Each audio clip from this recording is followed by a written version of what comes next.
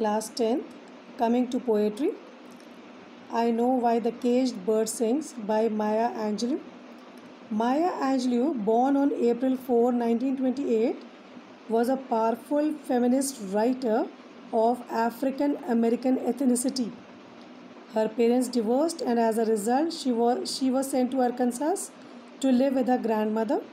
And during that time, Arkansas was a racist society, due to which Maya experienced great discrimination, not only for being an African American but also for being a woman. So she was doubly marginalized on the basis of her race and gender. This poem can be interpreted on many levels, one being autobiographical. Maya Angelou can be seen as a metaphorical caged bird with reference to this poem. As an African American woman, she had to face racism, oppression, as well as physical assault at very early age. And Angelou often felt like a bird who is imprisoned and cannot fly. So the caged bird then opening his throat to sing can be interpreted as Angelou involving herself in the act of writing to free herself from the constraints which were imposed upon her in this way.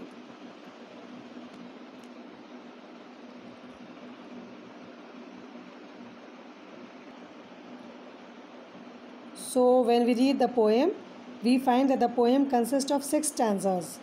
Each stanza starts with a capital letter, then rest of the stanza is seen in small letters. The poet has not used any comma, semicolon and full stop so that the message continues to flow. Besides, there is no break in the sentence. So let us read the entire poem first before we begin. A free bird leaps on the back of the wind and floats downstream till the current ends and dips his wing in the orange sun rays and dares to claim the sky. But a bird that stalks down his narrow cage can seldom see through his bars of rage. His wings are clipped and his feet are tied, so he opens his throat to sing. The caged bird sings with fearful trill of things unknown, but longed for still, and his tune is heard on the distant hill, for the caged bird sings of freedom. The free bird thinks of another breeze, and the trade wind soft through the sign trees, and the fat worms waiting on a dawn bright lawn, and he names the sky his own. But a caged bird stands on the grave of dreams, his shadow shouts on a nightmare scream, his wings are clipped and his feet are tied, so he opens his throat to sing. The caged bird sings with a fearful trill of things unknown but longed for still, and his tune is heard on the distant hill, for the caged bird sings of freedom. Beginning with the first stanza. A free bird leaps on the back of the wind and floats downstream till the current ends and dips his wings in the orange sun rays and dares to claim the sky.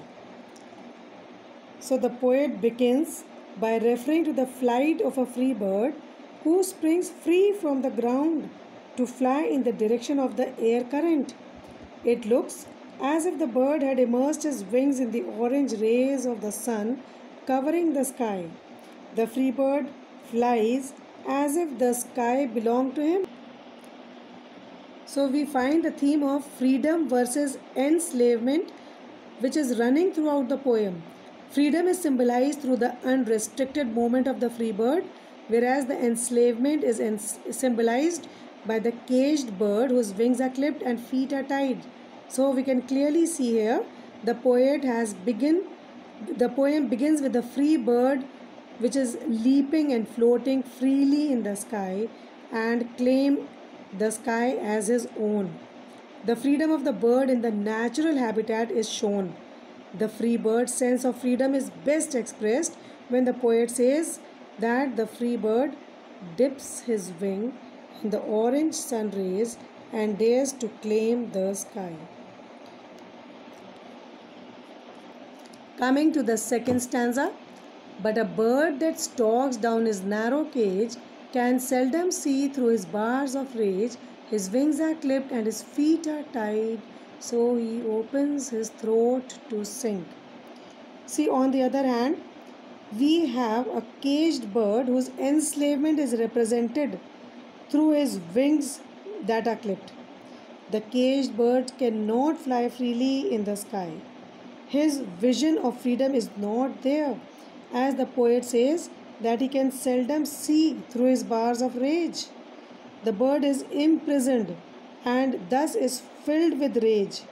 He is furious, but at the same time, he is helpless. All he can do is to open his throat. All he can do is open his throat to sing for freedom. See the contrast?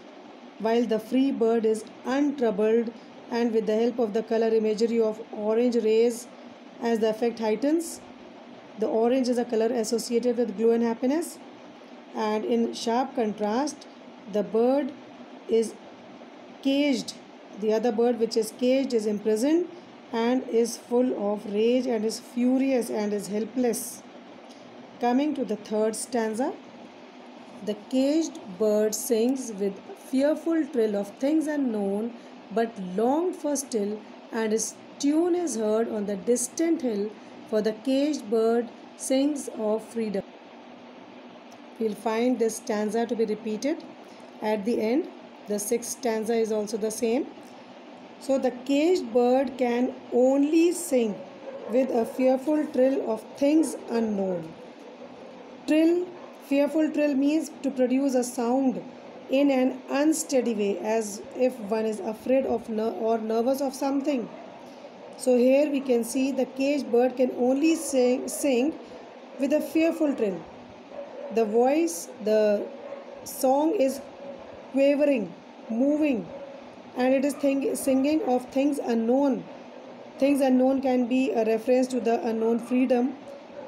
The freedom, if and whether it will come or not.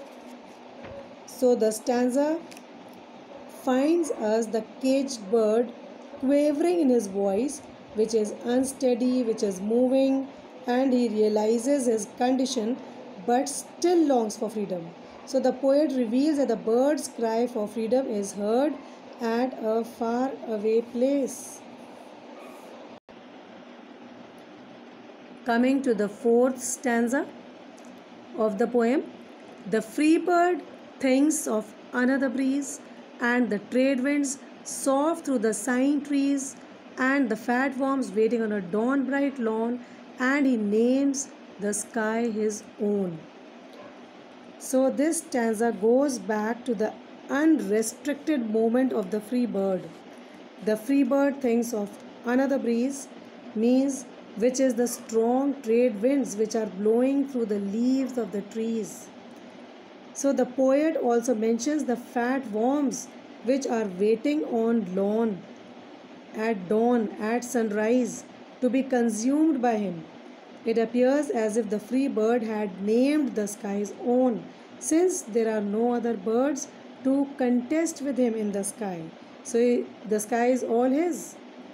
Coming to stanza 5, but a caged bird stands on the grave of dreams, his shadow shouts on his nightmare scream, his wings are clipped and his feet are tied, so he opens his throat to sing. So we find the fifth stanza depicting the bird in its cage, the cage that has now become the grave of the bird's dreams. The poet describes the bird's cries as that of someone having a nightmare. Once again, the caged bird sings of freedom.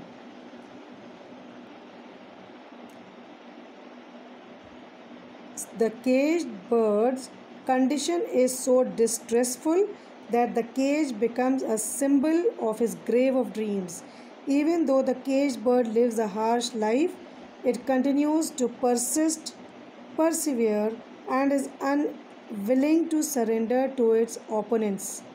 So coming to the sixth stanza, the caged bird sings with a fearful trill of things unknown, but long for still, and his tune is heard on the distant hill, for the caged bird sings of freedom.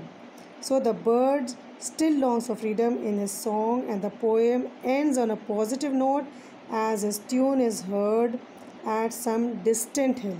So the repetition is there in order to emphasize the distressful condition of the bird. So in the end we can say that this poem articulates the poet's pent up emotions against racial discrimination and slavery in America, though she never mentions it directly. The free bird represents the white race and their domination, while the caged bird becomes a metaphor for African Americans and their confinement. So we can say that singing is symbolism of the African Americans' rebellion against oppression, and this did not stop them from raising their voice against discrimination faced by them due to the color of their skin until they were given equal right as the whites.